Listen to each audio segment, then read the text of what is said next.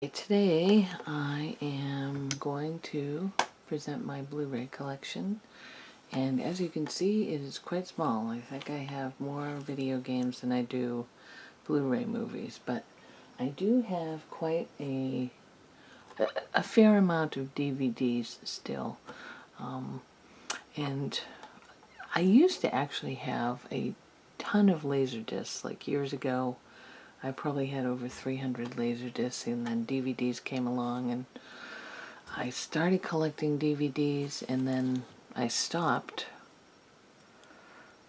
when I got a TiVo, and then eventually streaming started, and honestly I just got to the point where I didn't really generally collect movies anymore, but you know, somehow I've managed to accumulate a few.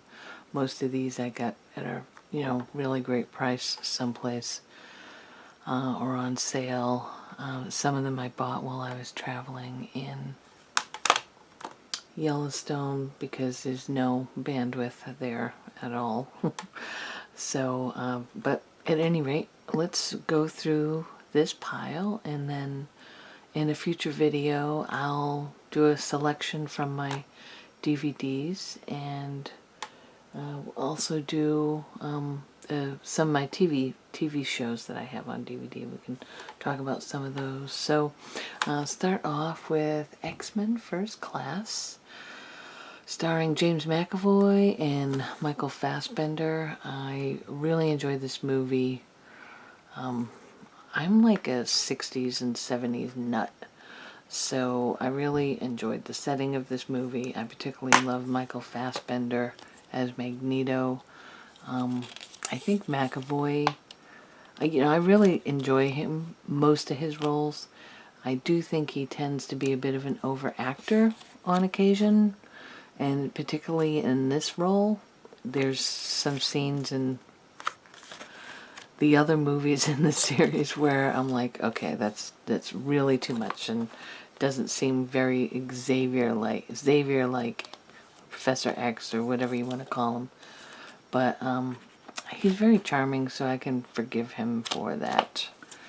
And let's see, I hardly ever use my DVD copies, and this one's probably expired anyway, but who cares. So let's see, I've got a digital copy and then the Blu-ray disc. And on the, let's see, so it's a 2-disc set. Disc 1 is the Blu-ray. It's X-Men First Class in high definition. X marks the spot viewing mode. Cerebro Mutant Tracker. Children of the Atom multi-part documentary. Deleted and extended scenes and composer's isolated score. So I gotta say, I almost never bother with DVD extras. And it's funny because when I was a Laserdisc collector, I was really into that kind of stuff, and then somehow I just got over it. But yeah, so this is a fun movie. I think it's the best. Are there 3 of these or 2 of these? I can't even remember now. But this is definitely better than the other one or other 2. I don't know. So there's that one. Next. Oh, and I've seen James McAvoy on stage in London. I saw him in a production of 3 Days of Rain, and actually he was really, really amazing in that. And then Fassbender, oh, he's such a great actor, and the movies that are good that he's in, he's just amazing. But like, I've been watching Assassin's Creed, sort of off and on demand. Man, that is a terrible movie. So, alright, there's that. Next up, Underworld. Underworld movies. These are my guilty pleasure. I've seen every single one of them in the movie theater. Well, I would say most of them in the movie theater. Some of them managed to get out of the movie theater before I could go see them. I pretty much love vampires, and I really like Kate Beckinsale and Scott Speedman, and actually I have the Underworld Evolution as well, which is the other movie of these that Scott Speedman is actually in. Let's see, so here's a photo of Kate. I think these movies are directed by her husband, right? Let's get that back in there. Okay. I hate it when these things don't want to cooperate. There's the disc. Unrated extended cut. I don't remember what any of the differences are. Special features. Let's get this back together. Let's see. Special features are director and cast commentary, outtakes, Fang versus Fiction documentary, storyboard comparison, music video, Finch, Worms of the Earth, and then a bunch of featurettes, which are too small for me to read. Maybe you can read them. So, I enjoyed all of these movies. I clearly have terrible taste in movies, but these are my guilty pleasure, along with the Resident Evil movies. I've seen every single one of those as well, including seeing several of them in the movie theater. Alright, in this one, I don't know, I guess I picked this up. I know I got this used someplace, and I guess I never opened it.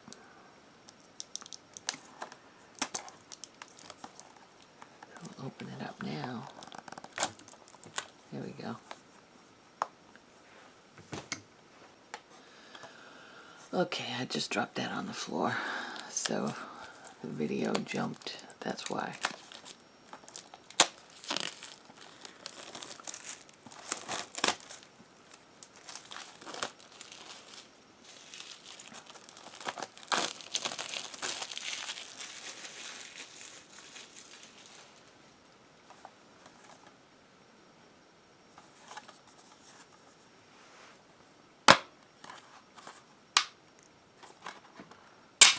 There we go.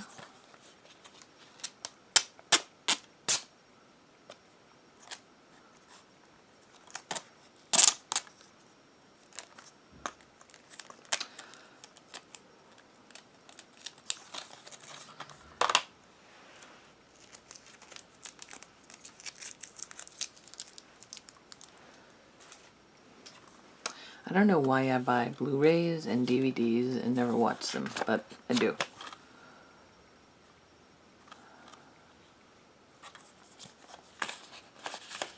And this is just, oh, there's another picture of Kate. Here we go. Let's get her back in there without wrecking this.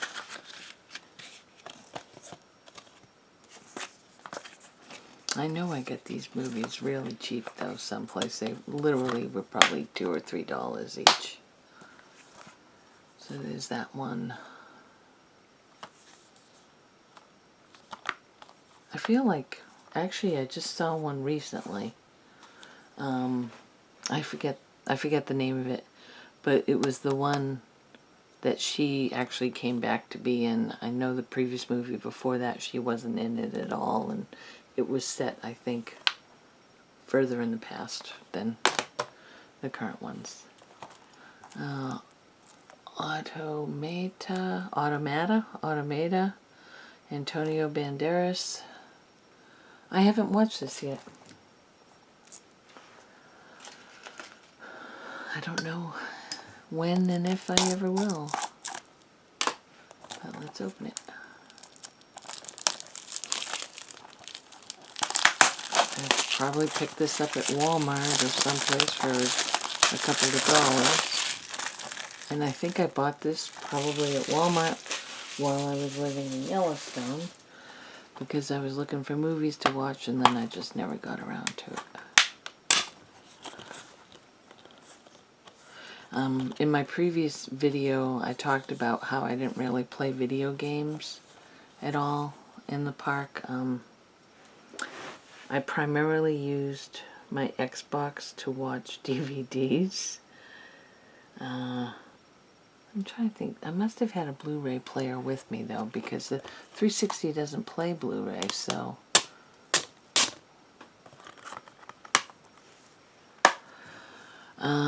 You'll have to let me know if this is any good, because I haven't watched it yet. But I know it's a post-apocalyptic movie. Let's see.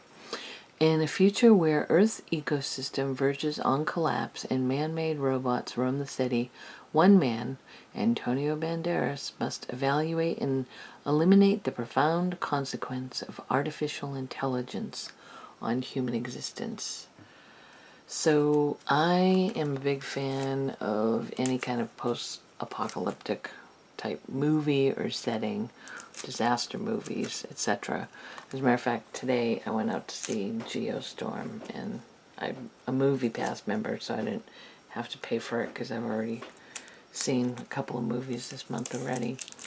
I like that movie just fine. I don't know why it would be considered any worse than any of other Dean Devlin's movies. So I should probably watch this soon. Next up, Gamer. And I think you'll see a theme in a lot of these movies too. I'm a big science fiction fan generally. Action movies and science fiction. And I apparently have terrible taste too, because I'm sure this is another movie that most people would consider total crap, but I really enjoyed it. I saw this in the movie theater. I don't know, I just enjoyed it a lot. And I really like Gerard Butler, which is the whole reason I went to see Geostorm. And Jim Sturgis was in that movie, and normally I think he's a better actor than he is, but he was really terrible in Geostorm. And this has got another digital copy in it, and I never used it. Why would I even need the digital copy when I have the disc? So, Gamer. I enjoyed that movie. I'm not even gonna go into it. I don't know, some of these movies, it's like, oh yeah, I enjoyed that movie. I don't really have anything else to say about it because they're not my favorite movie ever or anything like that, but they're just a movie I enjoyed watching and I could watch it again. Like I've watched Gamer a couple of times, and the same with this next movie, Lockout. Luc Besson presents Lockout. Guy Pearce, Maggie Grace. Die Hard meets Blade Runner, which, no, it isn't. The action movie of the year, it's not that either, but it does star Guy Pearce, who is definitely one of my favorite actors, and I just like him in this movie because he's a complete jackass. I don't know, I just find him really fun in this movie. He's so sarcastic.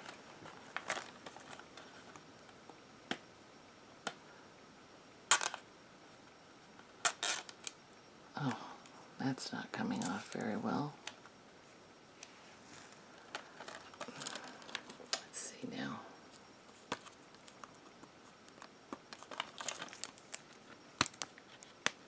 Here we go.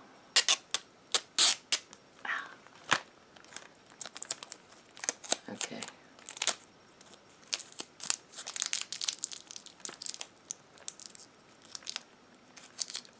Alright, I'm gonna get those off of me. So I saw Lockout in the movie theater, and I've probably watched this Blu-ray at least twice. Ooh, okay. Ultraviolet. I actually have an Ultraviolet account, but this code expired in 2014, so that probably doesn't do me any good, but maybe I'll try it before I post this video and see if it still works, because I do have an Ultraviolet account.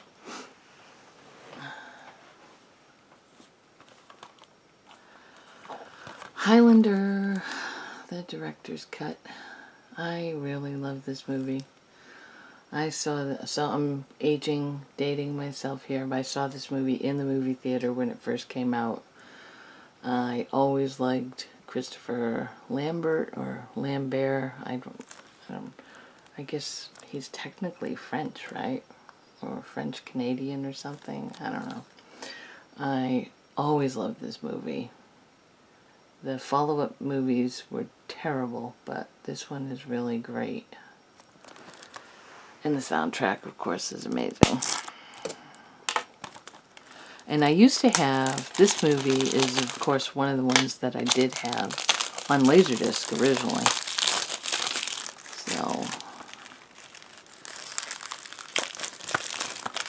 So that's why I have it now on Blu-ray, but I haven't watched it in a while because I had it originally on Laserdisc, and then I probably picked it up on DVD, and then I saw it someplace, probably on sale for the Blu-ray, and I thought, oh, why not pick up Highlander on Blu-ray? I haven't watched this movie in a while. And then, of course, I still haven't gotten around to watching it.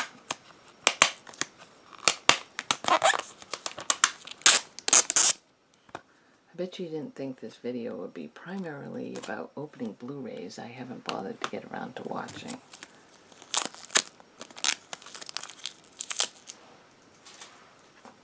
Okay.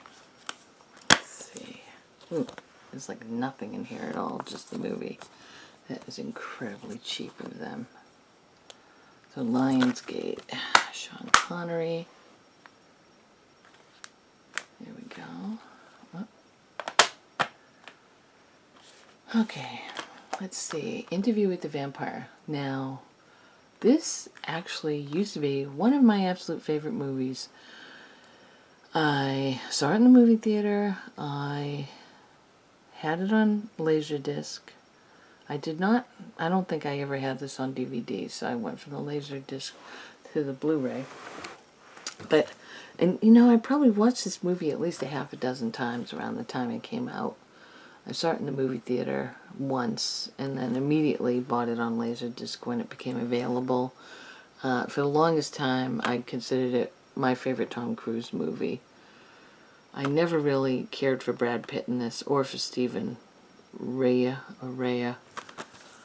And I bought this sometime within the last year, and I watched it again, and I thought, oh, why did I think this movie was so great? I don't know. It hasn't aged well, I don't think. Although I still kind of enjoy Tom Cruise as Lestat. So, I don't know, there's some great scenes of him as Lestat in it, but I find so much of the movie is just very cringy. Yeah, but, oh well. Okay, so now we're getting down to some of my favorite movies, including Django Unchained, Quentin Tarantino. I gotta say, I'm not always a huge fan of his movies, but I do love this one quite a bit.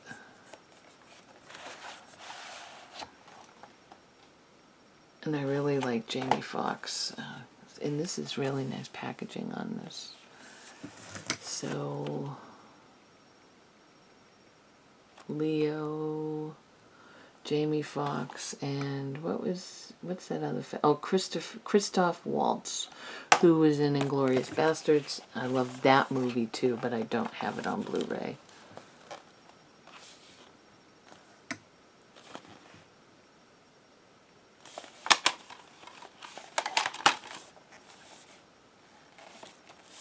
Let's open it up this way. That's pretty cool. Very nice. And it's three discs. So what have we got here?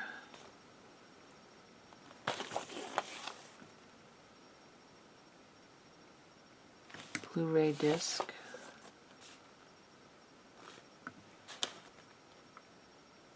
I wonder if this is a DVD. Yeah. Okay, so we got a Blu-ray and a DVD and a digital copy of Ultraviolet. I think I actually used the Ultraviolet code on this one, so another friend of mine could watch it. This is a great movie. This one and this movie and Inglourious Basterds is probably my two favorite Quentin Tarantino movies. So keep that in there for now.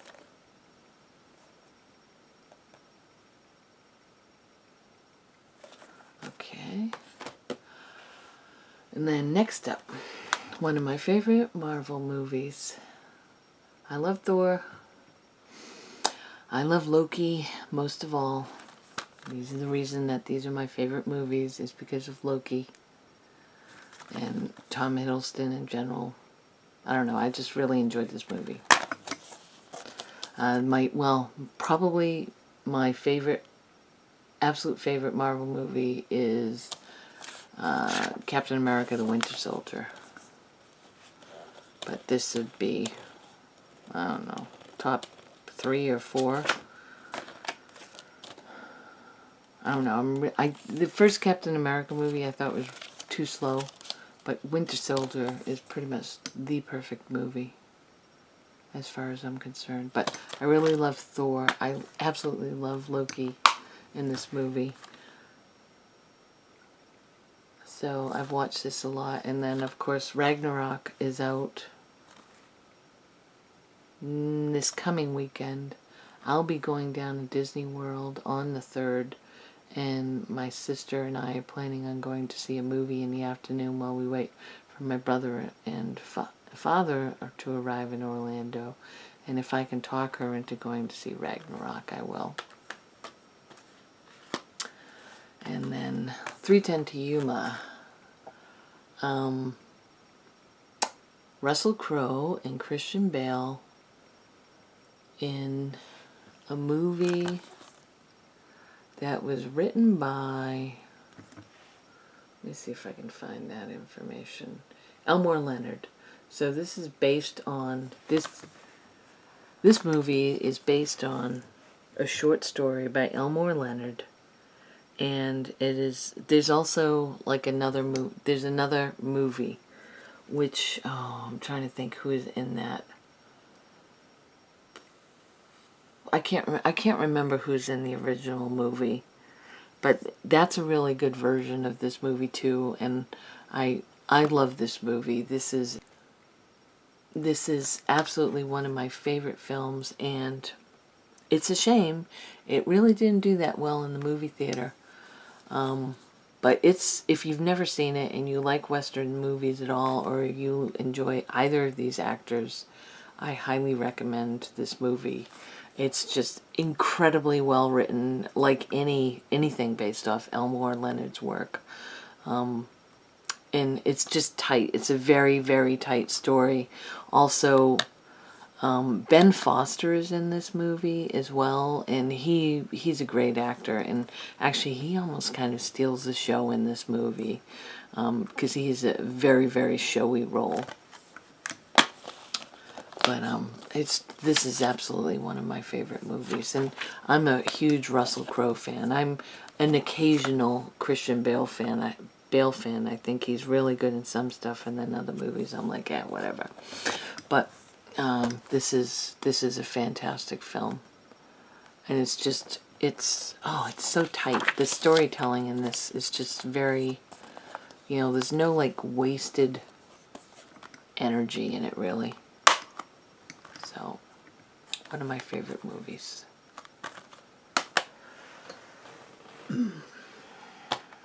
I'm going to leave this one for last to talk about. Next up,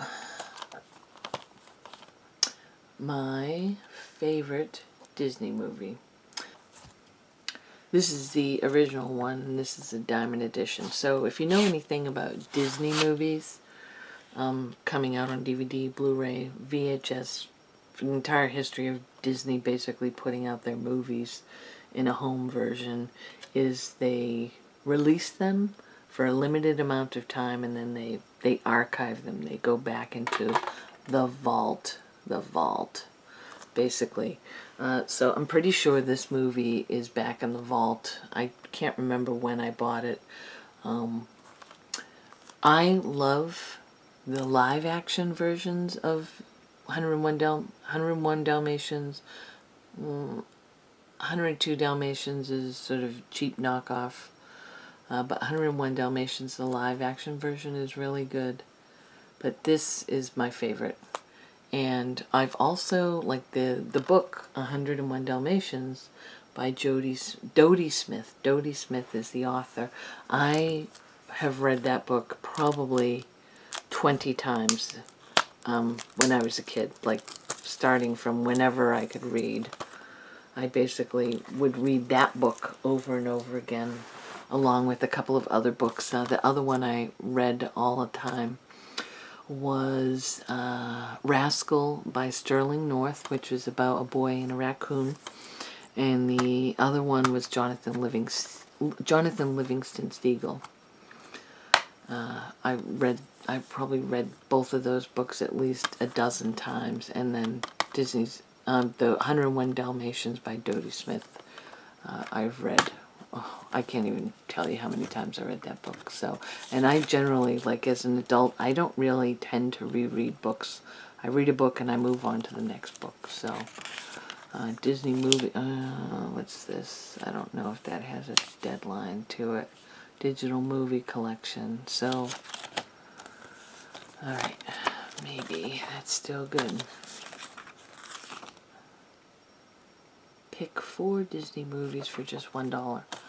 If you've never seen 101 Dalmatians, I really think this is one of the best animated movies that Disney ever made. It's 79 minutes long, and it's just, it's so fun. It has great songs in it too. So, I love this movie. Oh, I should put these things back inside it. Let's see. Alright, we'll slip those back in there. Ugh.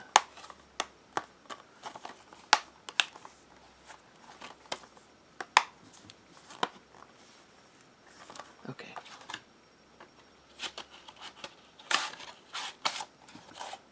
"101 Dalmatians." So this was also Blu-ray, DVD, and digital HD. Amazing movie. Jurassic Park. And I bought this because it was a steel case type thing. I just thought the packaging was really cool, and I think I paid $10 for this. So this is another movie that I originally had on Laserdisc. My entire Laserdisc collection, I ended up selling it, I think, for $300, except for the Star Wars Trilogy Definitive Collection, I think it was called. So I had Star Wars Empire Strikes Back and Return of the Jedi in a box set, a big box set on Laserdisc. So before I moved, I at one point, like I had stopped basically watching all those movies on Laserdisc because Blu-ray was just easier, or even just watching something on the TiVo, recording it and watching it on the TiVo. And so I was moving from North Hollywood to downtown LA, and I was moving to a smaller apartment, and I thought, you know what, I'm just going to get rid of my movie collection. But what I did was I sold everything except the Star Wars set together. Like, I just sold it in bulk to one guy. He bought the entire collection for like $300. I mean, this is stuff I paid thousands of dollars for, but that's all it was worth when I sold it. And then the definitive collection of Star Wars, I sold that by itself for $250, and I think I had paid I want to say I probably paid like $150, $175 for it when it came out. And now, of course, I actually kind of regret selling it. I wish I'd just held on to it, even though I'd gotten rid of the Laserdisc player and everything. I actually sold that.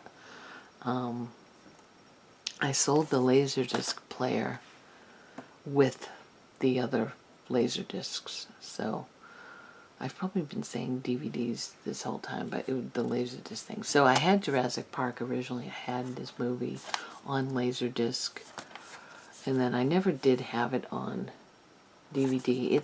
I mean, there's no reason to, really. It's on TV a lot, and I've seen it many, many times. It's one of my favorite movies. I'm a huge fan of Michael Crichton, and I've read most of his books. But I saw this, I think, oh, look at that. Well, that's just great. That's really great. Okay. Yeah, that's awesome. Broken. What a piece of crap. Well, okay. So, Jurassic Park. Here we go. Perfect high-def picture, perfect high-def sound, but not a perfect case for the film. Anyway, I've read almost all of Michael Crichton's books. I think, in my opinion, one of his best books is The Great Train Robbery. The Great Train Robbery. If you've never read any of his books, that one it's short, and it's just so good. I love that book. I like Jurassic Park too. I think The Lost World as a book and a movie are both terrible. And a large part of the reason they are terrible is because Sam Neill is not in it. I love Sam Neill. So I totally forgive I totally forgive Jurassic Park 3 for the cash grab that it is, because Sam Neill is in that movie. Yeah.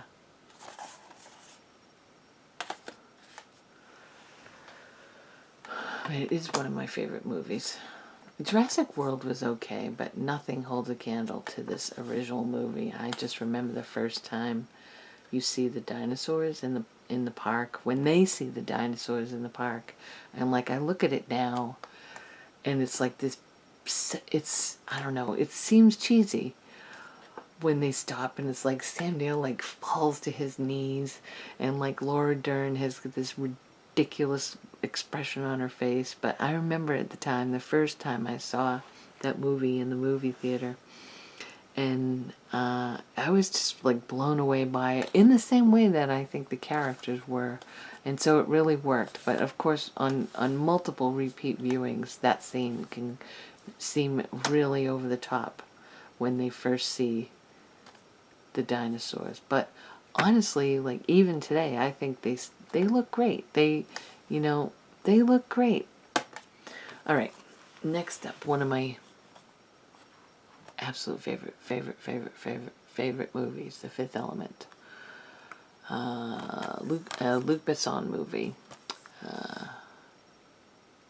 Bruce Willis, Gary Oldman, Ian Holm, and Mila Jovovich. I don't know. We'll just call her. What is the character's name in the Resident Evil movies? It begins with an A. Alice. We'll just call her Alice for now. So, this is top 5, one of my top 5 movies of all time. I have seen it many, many, many times. And I went to see Valerian in the 1,000 Worlds or 10,000 Worlds or whatever it's called, and it was incredibly disappointing, which is quite sad. I was expecting a lot, I guess, considering how much I loved this movie, but I don't know, it just didn't hang together very well at all, and this movie really does. And I think one of the great things about this movie is the cast just is like really has a lot of chemistry and charisma naturally. Like, honestly, I know Bruce Willis is probably like a huge jerk in real life, but he was great in this movie. And so is she, even though she can't really act. And Gary Oldman, who's amazing all the time. But it's one of my favorite movies. It's just so fun.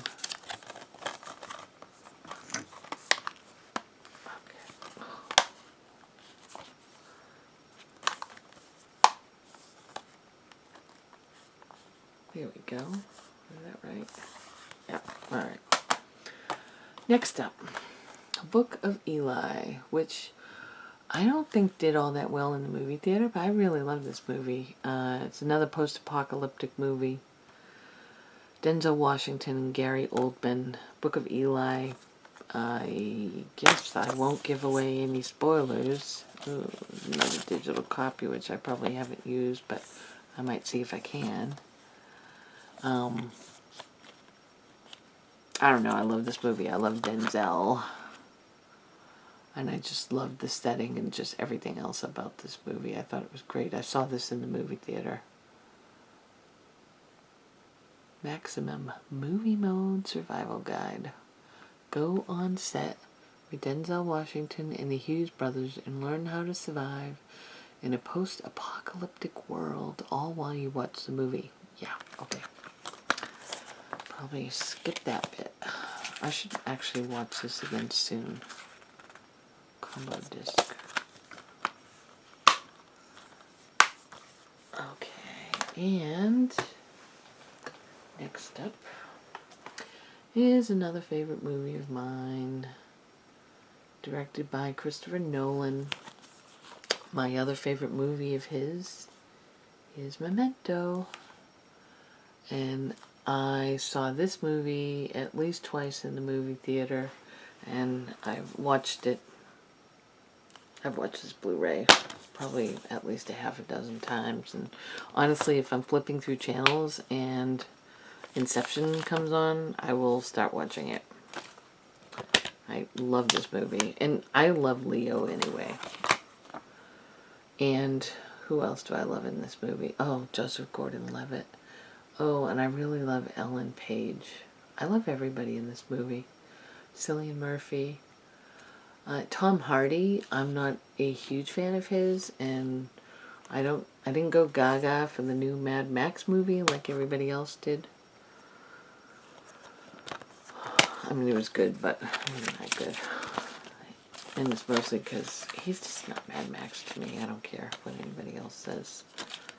They could have just gotten Mel Gibson to play Mad Max again.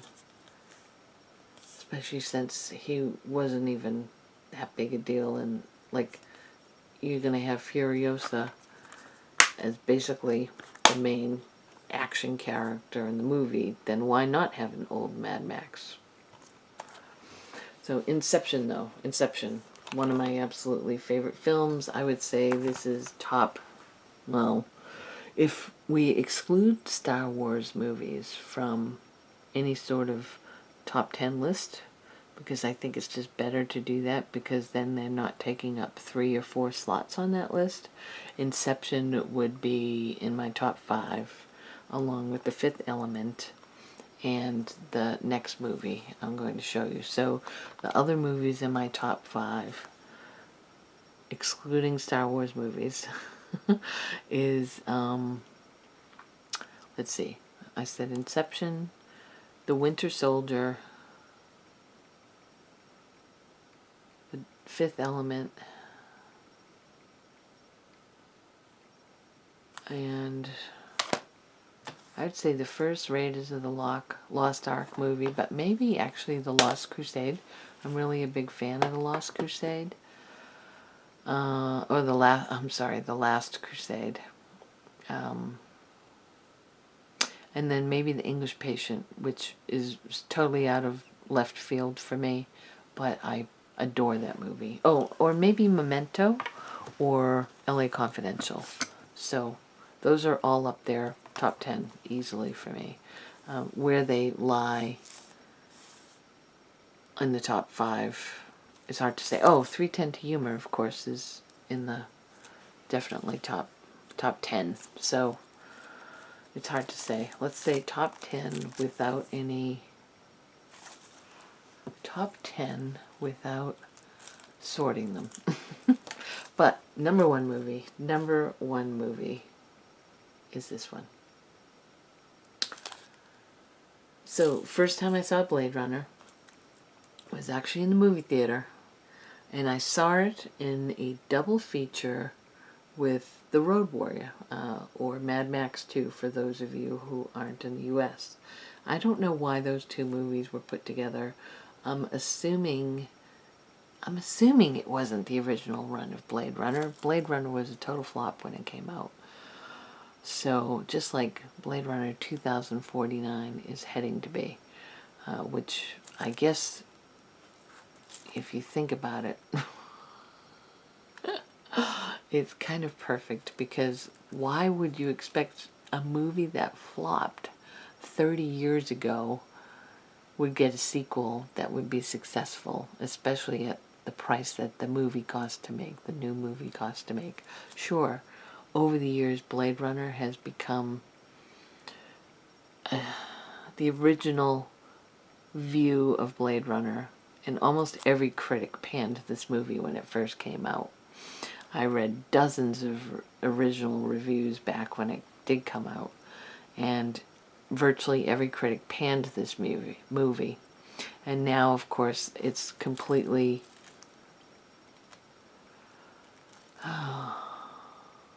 it's considered a classic. It's my favorite movie. I saw this movie in the movie theater with The Road Warrior. Road Warrior was shown first, and then this movie.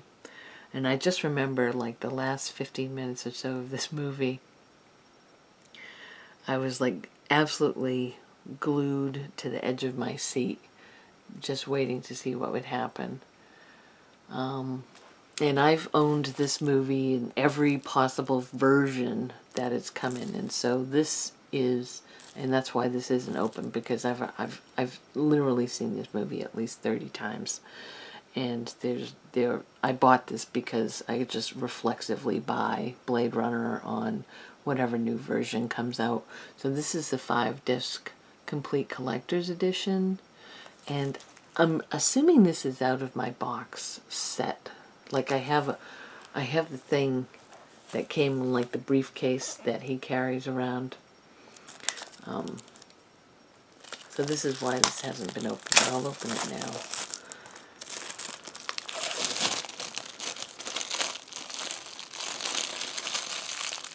And, so I saw this movie in the cinema I saw it at. It's called, if you're in the Boston area, you'd be familiar with it. It's called Coolidge Corner Theater, or Coolidge Corner Cinema. It's in Brookline, Massachusetts. And nowadays, back then, when I saw this movie there, it was just a first-run movie theater, just like every other movie theater. But nowadays, it's one of those revival movie theaters, and they only show basically revival movies and artsy movies, and the kind of movies that win at Cannes but don't actually get released wide, and, you know, other film festivals and stuff like that. So I think it was I want to say it was the 25th anniversary of Blade Runner. A friend and I went to see this movie again in the exact same movie theater that I saw it in when it originally. I don't know. I mean, I guess it was first run when I saw it. It was, but I don't know why it was in a double feature with The Road Warrior. I'll never be able to figure that out. So we'll just whatever. So this is the 5-disc version, and if I wonder if I have other discs on Blu-ray in the box set. If I do, I'll pull it out and I'll do a video just on that, because it has all kinds of stuff in it. So this is my favorite movie, Harrison Ford, Blade Runner, the final cut. There's so many different versions of this movie, it's a bit ridiculous. Okay, let's see. Alright, so this is, what does it say? I can't read that at all. Making Blade, something Making Blade Runner. This is, disc 3 is the US theatrical cut and the international theatrical cut and the director's cut. Honestly, I've never really, the theatrical cut and the voiceover has never really bothered me. I think the director's cut is fine without it. Director's cut doesn't have it. I can't remember. I've seen so many versions of this movie. And it's been re-released in the movie theater twice. So, because I remember I was living in Australia from 1990 to 1994, and at the time I was married, and we ended up seeing this movie on the big screen, and I'm pretty sure it was the director's cut. I'm pretty sure it was the director's cut, which Ridley Scott had nothing to do with. So the final cut now is the version that supposedly he had something to do with. And then there's also the work print, which is famous, and I haven't watched it yet, so actually I may watch this soon, because I saw Blade Runner 2049 a couple of weeks ago, and I thought to myself, I was going to watch Blade Runner before I went to see it, but I thought, no, I'm going to wait until after I see that movie.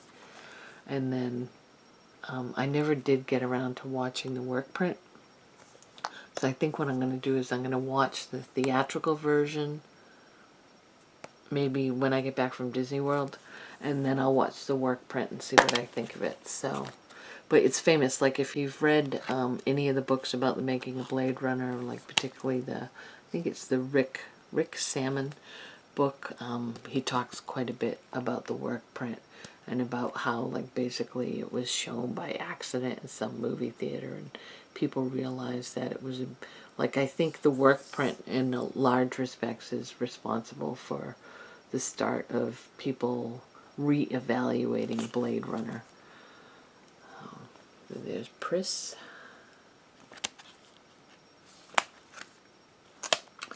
And there's, what's her name? Sean. I can never remember her name. Rucker Hauer on that disc. And then, of course, Harrison Ford on this one. And then there's a little booklet.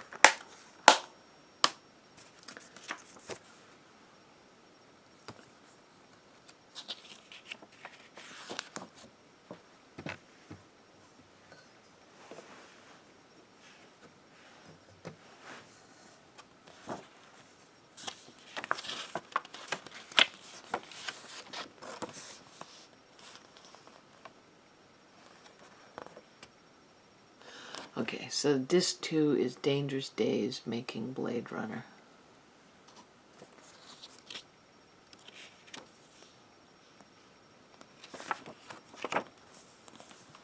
And then these are the 3 archival versions. The US theatrical cut, the international theatrical cut, and the director's cut. There's actually not that much difference between the US and the international version. I think the international version has a little more violence in it, so there's like a couple of more extended scenes, I think. And then I'm trying to think now. I'm pretty sure when I had this on Laserdisc, I'm pretty sure it was the international cut that was on Laserdisc.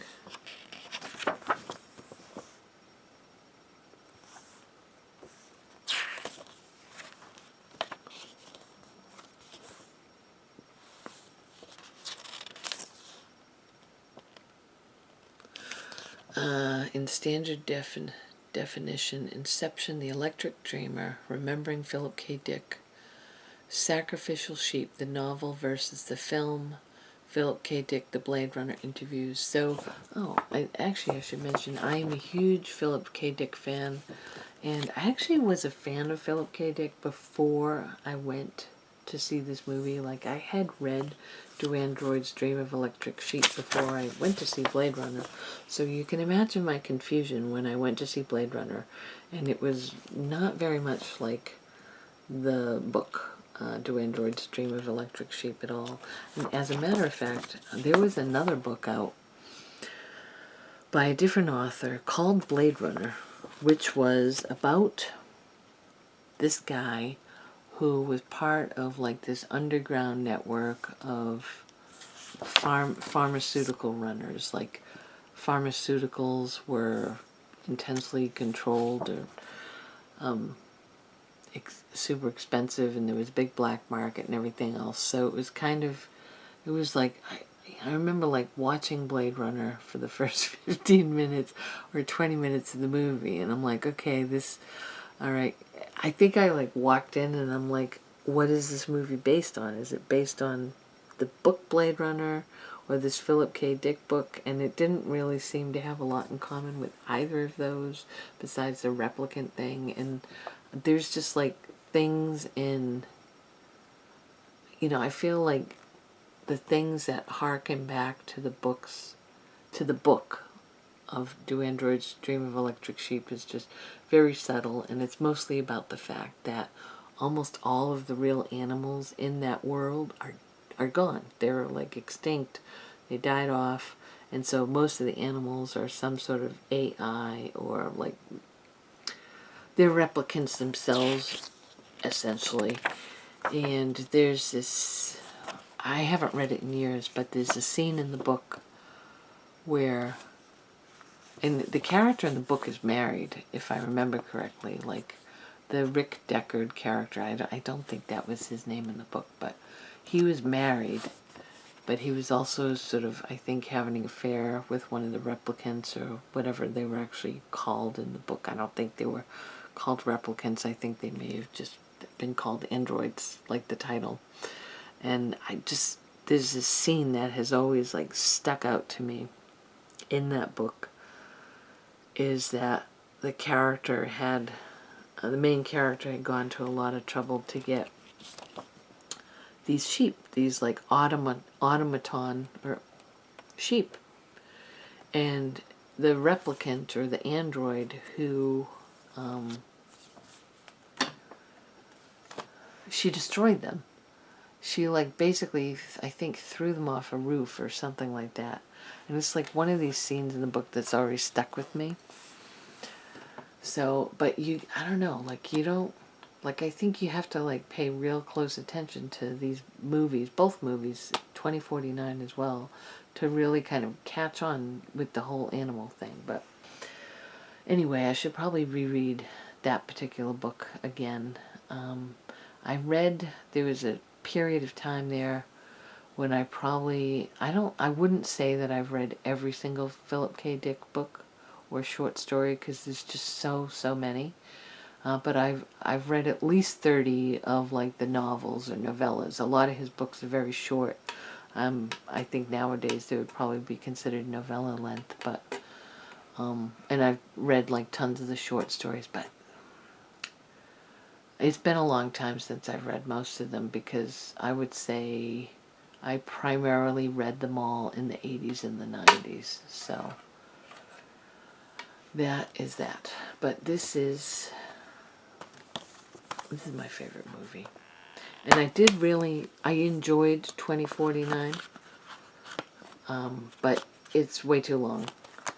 And honestly, Ryan Gosling does nothing for me at all. So he was okay in the movie, but honestly, I wish they'd gone with someone we didn't know, or just like a different actor to play that character. And then just the whole thing, I know I don't want to get into spoilers too much, but a certain aspect about children and babies and stuff like that, it just makes me roll my eyes very hard. So I would have enjoyed that movie more without that aspect of it, but it is beautifully shot, and it's a very good looking movie. It's very atmospheric.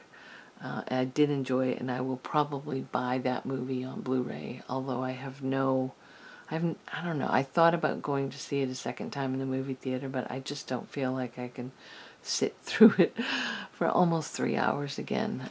So I'm just going to wait until it comes out on Blu-ray. But I did enjoy it.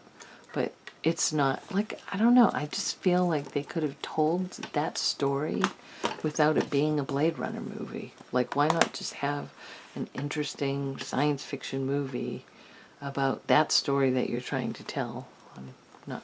I don't want to get into spoilers, but why did it need to be a Blade Runner movie? So, but yeah, this is it. So these are the Blu-rays. There's at least a couple of Blu-rays missing that I have no idea where they are, because I know that I had Field of Dreams, the Kevin Costner movie, on Blu-ray as well. And I could have sworn I had LA Confidential on Blu-ray, but I have that on DVD, and I have one of my other favorite movies is American Gangster, and I have that on DVD as well.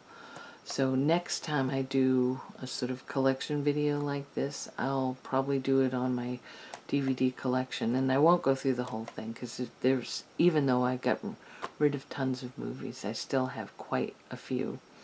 So I probably won't go through the entire collection, but I'll just cherry pick movies that I can actually talk about, rather than just be like, oh, here's this movie, okay, here's the next movie. So, but at any rate, thank you very much for watching, and have a good night. If you like this video, please check out my video game commentary videos, and you can always hit the subscribe button or hit the like button if you like that, right? So, thank you once again for watching, and have a great day.